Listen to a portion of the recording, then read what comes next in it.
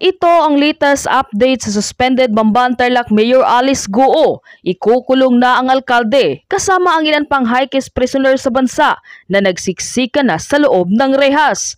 Narito ang buong detalye. Ngunit bago tayo magpatuloy, huwag kalimutang i-like, share, subscribe, and click the notification bell for more updates and for more upcoming videos. Maraming salamat!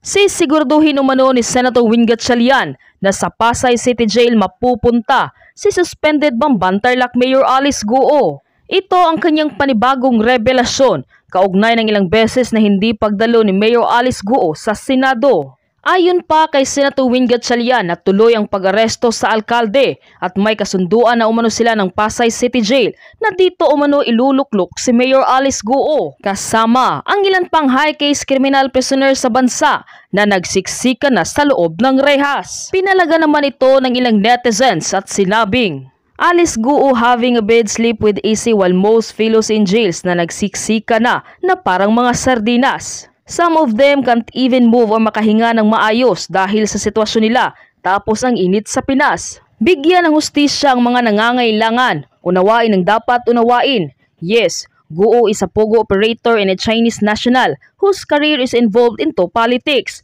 But also, she's a woman that her mistake doesn't make her less human and invalidate. No to Pasay City Jail. Maraming cases sa Pasay City Jail, posibleng mabiktima si Goo dahil disenteng dalaga at makinis. Mga normal na lalaki nga, hindi nag-iisip ng maayos. The ones who cause criminal cases pa kaya? I'm just thinking advance. Justice should think twice. If ever sa Pasay City Jail man, sana'y may maayos na kulungan at siguraduhing ligtas siya doon. Tuloy sa kanya, ako itutulak ko talagang ma-aresto siya. At pag na-aresto siya, pag nahuli namin siya, hindi namin, ako personally, sasabihin ko hindi siya ilagay dito sa Senate detention cell. Dapat ilagay siya sa Pasay City Jail dahil una-una hindi siya karapat-dapat dito sa Senado dahil umiwas siya. Dahil meron din kaming partnership with Pasay City Jail. Kung puno na dito sa Senado, doon siya ilalagay. And speaking of Mayor Alice Goo, eto na nga po mga kapatid. Opo, bago po si Dinmel na ating pumapanaya, maya-maya po lamang ng kaunti. Ito pong artikulong ito ay hango po sa isa publiko ng bilyonaryo. Ito po isa po sa mga nagbibigay po ng mga tampok na balita sa internet at maging sa Signal TV po ay meron silang sarili po nilang channel. No? Hango po sa artikulong ito ng bilyonaryo, 17.5 billion in bank transactions ang nadiskubre po ng Anti-Money Laundering Council dito nga po sa bank account ng QJJ Farm. Ito po yung piggery na ang isa sa mga may-ari po ay itong ngayong hinahanap po ng Senado na lumilingon sa tawag na suspended Mayor Alice Goo. Ngayon po ang binabanggit po dito ay itong QJJ Farm na ito, mga kapatid, ang binabanggit po sa loob po ng ilang taon from 2010, kaya nga kanina ay pinakakwentaho natin ang edad nitong si Mayor Alice. Kasi magkaiba po yung kanyang dokumento, no? Andiyan ba sa iyo? Ako'y nahihelo na. Eto na pala. Okay. Eto po, no? Dito po sa kanyang birth certificate na isinumite sa COMELEC para po sa kanya pong Certificate of Candidacy, July 12, 1986 ang kanyang kapanganakan. Doon po naman sa kanyang immigration record, ang kanyang kapanganakan daw po naman ay, Guo Huaping, student, kapanganakan niya ay August 31, 1990. So dito po sa kanyang immigration, 33 years old. Doon po naman po sa COMELEC file ay 37 years old. So, kung sakasakali po kasi, na nagsimula ang mga transactions nito sa bangko, Rome, 2010 nagsimula hanggang 2024. Sa 14 years, ito po ay hango sa umano ay pagsusuri ng Anti-Money Laundering Council sa bank records ng mga kumpanya na ang sinasabing isa sa mga may-ari ay itong si Alice Goo. 6,546 na total bank transactions. Ang halagang dumaan ay 17.481 billion pesos. Nandito po ang mga pangalan ng bangko. Kaya nga sinasabi din po ng ilang mga mambabatas, sa AMLAC, ba't pumayag yung bangko? Ang bangko po, may kaukulang red flags kung tawagin yan. Kung pupunta ka sa bangko ngayon, girl, at hindi ka kilala ng bangko, 100,000 piso ka-questioning ka. Ay, totoo yan. Totoo yan. Mag-open ka nga lang ng bank account na 5,000 piso o 2,000 piso lang gagawin mo. Sandamakmak na requirements, kailangan mo ilabas. Opo. Ito po mga kaibigan na QJJ Farm, okay, nagkaroon po siya ng pinakamalaking pagpasok ng cash at check transaction Taong? na 841 million pesos noong 2019. Uy. Ito po ay nung panahon ng dating Pangulong Duterte. Oh. The same year, mga kapatid, di ho ba't bumili siya ng farm, ng lupa, na 11.9 million po ang halaga. Ng lupain, 8 hectares ito. Kung saan nga po, dito itinayo, yung pong BOFO compound na sinalakay po ng PAOK. 11.9 million ang sinasabing declared na pagbili niya. Pero, binili niya po ito nung panahon ng 2019, pero ito po ay kanyang ipinasa, binili nito pong Ziyang Huang ng Hongsheng Gaming Technology. Na siya po naman po na nagpatayo na rin nitong BOFO kung saan naibenta yung lupain sa halagang 220 million in just 2 months. 2 buwan lang? Sana all. Tsaka binili, tas pinasa ulit? Nabili ko ng 11 million. Pinasa ng Nabenta ko in 2 months ng 220 million. Ganon kalaki? Okay. Yun daw pong dumaan na pera dito po sa account ng QJJ Farm ay hindi po sakto sa kanyang reported na financial transaction. Halimbawa, noong 2019, ang QJJ Farm ay meron po lamang 1.1 million pesos na gross income. 1.8 million in cash at 3.5 million in liabilities.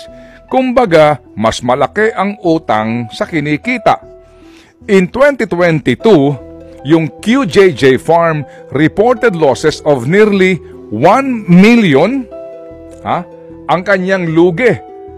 Pero ang pumasok sa kanyang bank account ay 364 million pesos. Lugi, pero may pumasok sa bank account na 364 million? Opo. Ang mga bangko nito ay nandito po, nakalista.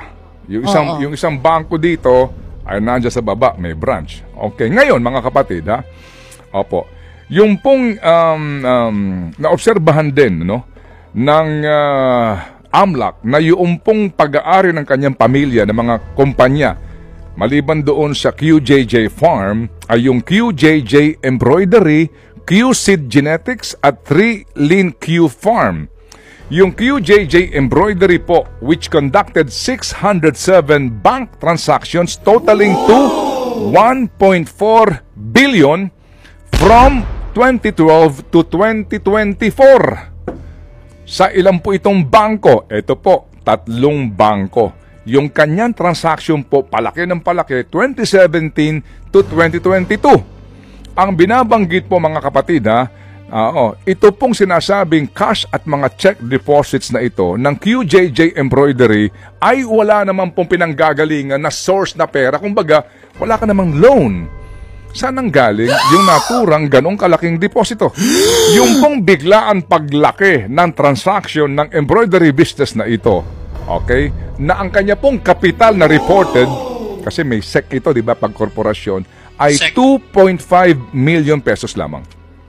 Alright? At ito pong Baofu Building, ng Hongsheng, na binuksan po noong 2021, mga kapatid, yung volume po ng kanyang mga deposits ay suspicious naman talaga dahil nga po lumaki na lumaki pati po yung gastos nito sa construction na sabi nga po umabot di ba ng ilang bilyon? 8 to 9 billion pesos. Napakalaki. Opo. Ang binabanggit din yung pong yung QSeed Genetics na binuo naman po ng pamilya po nitong si Goo na ang kapital ay 1 million para po sa pig nutrition and genetic reproduction. Alright, 1 million po ang puhunan sa sinasabi para sa pig nutrition. 831 million ang kanyang recorded bank transaction sa dalawang malaking bangko. Sana all. So talaga pong striking increase from 2022, naging mayor na po si Mayor at hanggang nitong huli 2024. Bago po itong pagkakalantad ng mga sinasabing questionably po sa pagkatao ng isa ngayong hinahanap na alkalde. Alright? 240 million generated in the first half lamang ngayong taon. Opo, ang sinasabit po mga kapatid, yung surge dito ay nakapagbigay nga po talaga ng question sa AMLAC yung legitimacy ng pondo. Considering po na yung QSID ay wala naman talaga pong transaction noong pong 2016 to 2020. Opo. And yung pong kanyang kumpanya na 3 Lin Q Farm na binuo noong 2015 na ang kapital daw po ay 10 million para po sa kanyang piggery, had a total of bank transaction na 831 million from 2016 to 2024 involving 3 malalaking bangko. Sana all.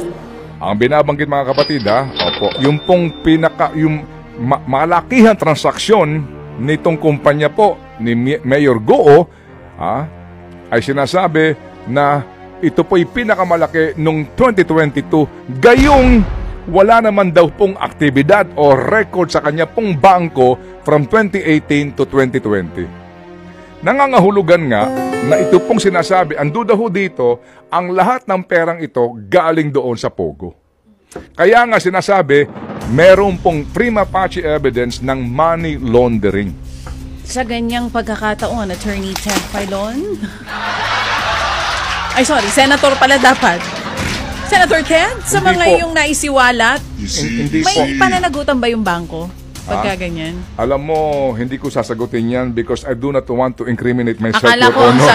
akala ko ang sasabihin mo, hindi ko po alam at wala po akong maalala, Your Honor. Hindi ko na po Baby maalala girl, po. Pero no? kasi 'di ba baby, yung mga ganyang klase ng transaction kung medyo sabihin na natin na kaduda-duda, hindi ba dat nire-report nga yan ng bangko? Yes, kasi nga red flag Oo. Kasi nga, yun di nga ba, hindi walang nag-report. meron ka- Doon sa mga bangko na meron siya, ang dami meron walang kang nag-report. kliyente, no? Meron kang bangko ka, meron kang kliyente. Dormant yung kanyang account, di gumagalaw. Oo. And all of a sudden, may malaking boom, ang laki. At hindi lang 1 milyon ha. Oo. Tama. So meron na kaagad katanungan. Kasi nga po dito, ang sinasabi po ng iba, kaya po uusad na dapat dito yung anti-money laundering investigation kasi yung, di ba, yung Pogo na doon, ito yung mga nanloloko, ang daming scam dito, di ba? Scams. So dito, dinadaan dito yung pera para hugasan. Kasi nga galing sa farm, sa pig farm, sa embroidery, sa kung saan-saan. Kumbaga, gusto mo nang hugasan ito. Pati po yung pagbili nga ng real estate, from 11 million, naging itinaas mo kaagad yung presyo. Ng Kumbaga, 220 million. So kumbaga, hinuhugasan mo na yung perang galing sa illegal. Nilalabhan mo na. Ito ho yun. Dagdagan ko na rin. Itong mga investigasyon sa Pogo pinapakita ang tila kapalpakan ng ilang mga ahensya ng pamahalaan. Pangunahin na dyan, nabanggit ko na nitong nagdaang araw, ang Philippine Statistics Authority. Paano nga ba nakakapagpaproduce ng mga birth certificate na hindi naman pala totoo ang mga nakalagay doon? Importante at mahalaga to. Dahil ang ating government ID, ang ating passport, nakabase lahat yan sa birth certificate. Kung hindi pala natin pwedeng pagkatiwala ng birth certificate, paano na yung ibang mga government identification cards na ini-issue natin? Dapat malinis yan, matanggal kung anumang sindikato meron dyan, at tiyakin na may check and balance tayo sa PSA. Sa panahon ng AI, walang dahilan para hindi pa nila matuntun at mapigilan anumang uri ng pamimeke sa loob ng ahensya nila mismo. At ang pangalawa ay ang Bureau of Immigration and Deportation. Bakit? Sa dinami-dami ng illegal na pogo na na-raid, karamihan ng mga nauhuling Chinese nationals na nandun ay illegal aliens na. Pumasok bilang mga turista, walang hawak na work permit, meron man ay nag-expire na, bakit tila wala silang kaalam-alam o ginagawa kaugnay nito? At kung hindi pa i-raid yung illegal na pogo, hindi pa nila malalaman na may ganun. Maganda rin malaman mula sa Bureau of Immigration and Deportation. Ilan nga ba yan? Ilan nga ba ang inisuhan nila ng work permit kung sakasakali? At panghuli, magandang tingnan na rin yung tila disjoint sa pagitan ng DFA at ng Bureau of Immigration. Sa sistema natin ngayon kasi, ang visa ay ini-issue ng iba't ibang konsulado sa iba't ibang bansa sa mundo. Hindi naman Bureau of Immigration na nag-i-issue niyan. Walang karapatan mag-issue ng work permit ang DFA sa pagkakaalam ko. So lahat ng ini-issue nilang visa sa iba't ibang konsulado sa iba't ibang parte ng bansa, kabilang na ang China, ay puro tourist visa. Bagaman ang intensyon ay magtrabaho dito. At ang ginagawa ay nagpapakonvert na lamang ng visa dito sa pamamagitan ng BID.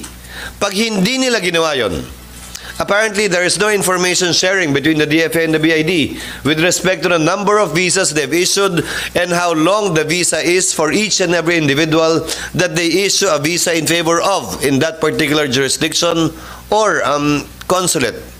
At kulang ang ahente naman ng BID para naman i-monitor yung milyon na dayuhan na inisyo ng visa ng pamahalaan. Idugtong ko na. Dahil puro tourist visa ang ini-issue ng pamahalaan sa iba't ibang konsulado, tama pa ba at accurate pa ba yung data natin sa Department of Tourism? Dahil syempre, embasihan nila yung visa ang ini-issue. Kung ang intensyon naman pala nung ini-issue ng tourist visa ay magtrabaho, dapat ba nating ihiwalay yung tourist arrivals na binibilang natin at yung mga magtatrabaho dito na in-issue at nagpa-convert ng working visa para mas accurate, para naman mas tama, mas angkop yung datos natin at nang mas kumpleto rin ang pagpaplano natin. Senator Win, very clear po ang sinabi ng Pangulo na all POGOs are banned effective yesterday. Handa naman daw sumunod po ang PAGCOR pero marami raw maaapektuhan, kabilang nga po itong 27,000 Filipino workers. Ano po ang intervention kaya yung maaaring gawin ng ating pamahalaan para nga sa mga maaapektuhan nating kababayan? Actually, 20,000 yung maapektuhan at sisiguraduhin natin na makakatanggap sila ng tulong galing sa ating pamahalaan. Tinignan rin namin yung mga quality ng mga manggagawa na nagtatrabaho sa POGO. Marami sa kanila ay IT, marunong sa information technology. So ibig sabihin, madaling hanapan sila ng kapalit na trabaho. Yung mga rank and file tulad ng drivers, utility, yan ang dapat nating tulungan, no? Para mabigyan sila ng hanap buhay o mabigyan sila ng temporary na trabaho. Pero hindi natin pababayaan yung ating mga kababayan. Sisiguraduhin natin na makakatanggap sila ng tulong. Paano rin po mapupunan yung mawawala sa ating tinatayang sinasabing 14 to 15 billion pesos? Nakita po mula rito. Actually, ano yan? Divided into two, no? 10 billion ang ibinabayad ng POGO sa BIR at 5 billion ang ibinabayad sa PAGCOR. Maliit yan kukumpara natin sa laki ng kinukolekta ng ating bansa. Less than 0.5% yan ng total collection ng ating bansa. Kaya hindi natin mararamdaman kung yan ay nawala dahil maliit lang yan sa kabuuan ng koleksyon ng buong Pilipinas. Pero ganun pa man, naniniwala ako, Cheryl, na hindi natin pwedeng isakripisyo o ikompromiso yung seguridad at katahimikan ng ating bansa. Walang amount, walang halaga na pwedeng ipalit pagdating sa peace and order. Hindi natin pwedeng isalang-alang yung peace and order ng ating komunidad. Ang sinasabi po noon ng PAGCOR ay hindi naman yung legal na POGO ang problema, yung illegal. At ngayon nga po, ang pangamba pa rin nila ay baka lalong dumami pa yung underground POGO.